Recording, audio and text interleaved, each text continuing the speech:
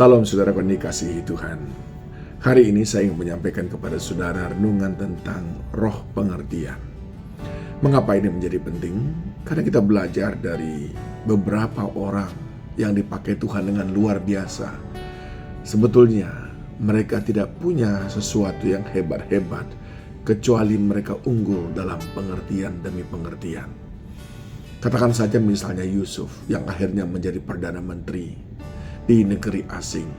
Begitu juga dengan Daniel yang akhirnya menjadi orang kepercayaan raja, bahkan di pembuangan. Begitu juga kita bisa melihat tokoh-tokoh yang lain. Katakanlah Salomo, ketika dia memiliki kesempatan untuk meminta kekayaan, dia justru meminta hikmat pengertian yang datangnya daripada Tuhan. Nah, di Alkitab juga dikatakan oleh Paulus kepada jemaat melalui Timotius dalam suratnya di 2 Timotius 2 ayat yang ke-7. Perhatikanlah apa yang kukatakan. Tuhan akan memberi kepadamu pengertian dalam segala sesuatu. Pengertian dalam segala sesuatu berbicara tentang bagaimana kita menjadi orang-orang yang terus berpusat kepada Kristus Yesus. Sebab apa yang difirmankannya dapat kita tangkap dengan sebaik-baiknya. Di dalam perjanjian lama ada satu suku yang memiliki pengertian yang jauh lebih baik daripada suku-suku yang lain dari 12 suku bangsa Israel. Dalam 1 Tawarikh 12 ayat 32 dikatakan, dari Bani Isakar, orang-orang yang mempunyai pengertian tentang saat-saat yang baik, sehingga mereka mengetahui apa yang harus diperbuat orang Israel. 200 orang kepala dengan segala saudara sesukunya yang dibawa perintah mereka. Bani Isakar memiliki sebuah keistimewaan, yaitu mereka mengetahui tentang momentum.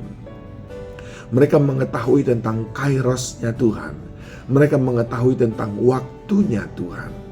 Sering sekali, bukan karena Tuhan tidak mau memberkati, tapi karena kita tidak tahu waktu Tuhan untuk memberkati. Di dalam Mazmur dikatakan waktu pagi hari Tuhan menyediakan berkat-berkat-Nya bagi kita semuanya. Dia memperbaharuinya, dikatakan dalam kitab Paratapan. Kasih Tuhan selalu baru setiap pagi. Tapi kalau saudara tidak tahu itu, saudara tidak menyambutnya, saudara masih tidur bermalas-malasan. Disinilah pentingnya kita mengetahui waktu Tuhan. Disinilah pentingnya kita seperti Bani Isakar, tahu tentang waktu Tuhan. Maka kita pun akan tahu kapan kita harus bertindak. Ketika kita tahu waktunya Tuhan, maka kita berhasil menangkap berkat-berkatnya Tuhan. Bani Isakar memiliki kemampuan untuk melakukan itu. Nah, saudaraku dikasihi Tuhan, di dalam kitab Keluaran 31 ayat 1 sampai dengan 3 dikatakan bahwa berfirman Tuhan kepada Musa, lihat, telah kutunjuk Bezalel bin Uri bin Hur dari suku Yehuda, dan telah kupenuhi dia dengan roh Allah, dengan keahlian dan pengertian dan pengetahuan dalam segala macam pekerjaan. Ketika kita memiliki roh pengertian, maka kita tahu bagaimana melakukan pekerjaan kita. Seperti Bezalel yang tahu bagaimana membuat kemah pertemuan, karena Tuhan memberikan kepadanya roh pengertian. Saudara, Isakar diberikan roh pengertian, dia tahu tentang waktunya Tuhan. Bezalel dan Aholiab diberikan pengertian oleh Tuhan, dia tahu bagaimana cara memulai sebuah pekerjaan yang mungkin dia tidak pernah tahu sebelumnya. Bahkan Daniel diberikan roh pengertian. Daniel tahu bahwa ada bahaya mengancam di depan. Daniel tahu bahwa ada potensi celaka yang sedang menanti oleh karena tindakan-tindakan daripada raja yang tidak berkenan. Bahkan Yusuf, karena diberikan roh pengertian, dia tahu ada di depan 7 tahun kelaparan. Ketika Tuhan berikan saudara roh pengertian, saudara semakin cakap untuk menghadapi kehidupan ini.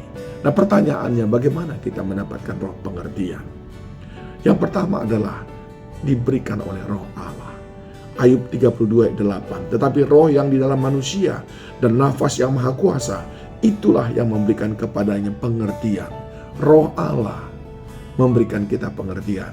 Orang yang akrab dengan Roh Kudus, bergaul intim dengan Roh Kudus, mereka yang selalu mendapatkan pengertian. Yang kedua adalah firman Allah. Mazmur 119 ayat 104. Aku beroleh pengertian dari titah-titahmu.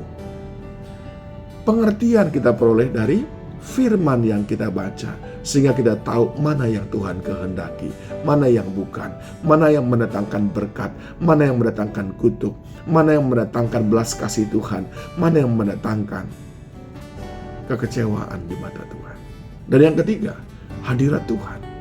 Saudara tahu, di dalam Daniel 6 ayat 11, demi didengar Daniel bahwa surat perintah itu telah dibuat, pergilah ia ke rumahnya. Dalam kamar atasnya ada tingkap-tingkap yang terbuka ke arah Yerusalem.